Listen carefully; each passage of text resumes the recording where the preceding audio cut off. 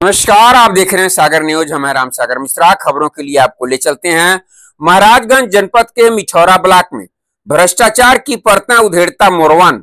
जब कागज और जमीनी हकीकत में निकल रहा जमीन आसमान का फर्क।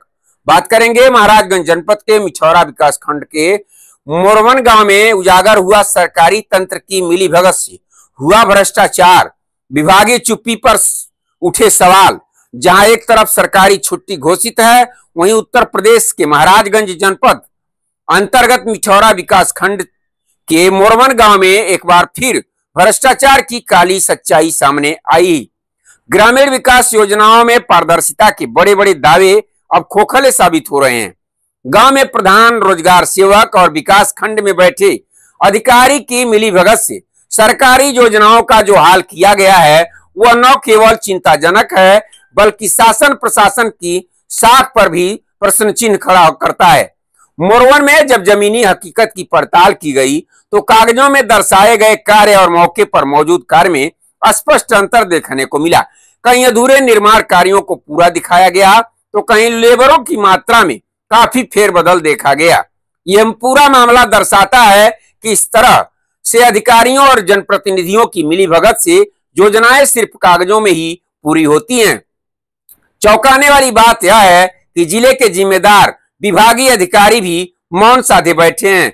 न कोई जांच न कोई कार्रवाई। यह चुप्पी दर्शाती है कि या तो स्वयं भी इस खेल में शामिल हैं या फिर जानबूझकर आंख मूंदे बैठे हैं। स्थानीय लोगों का कहना है कि जब भी कोई इस भ्रष्टाचार के खिलाफ आवाज उठाता है तो उसे डराया धमकाया जाता है। अब सवाल यह है कि क्या सरकार की योजनाएं गरीबों और ग्रामीण तक सच में पहुंच रही हैं या फिर से सिर्फ भ्रष्ट तंत्र के जेब भरने का माध्यम बन चुकी हैं।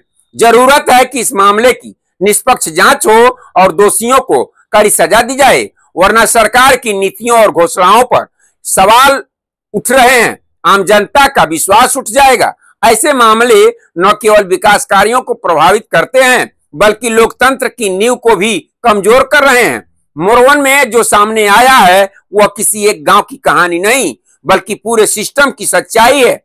समय रहते अगर कार्रवाई नहीं हुई तो यह भ्रष्टाचार की गहराई का एक और उदाहरण बनकर रह जाएगा।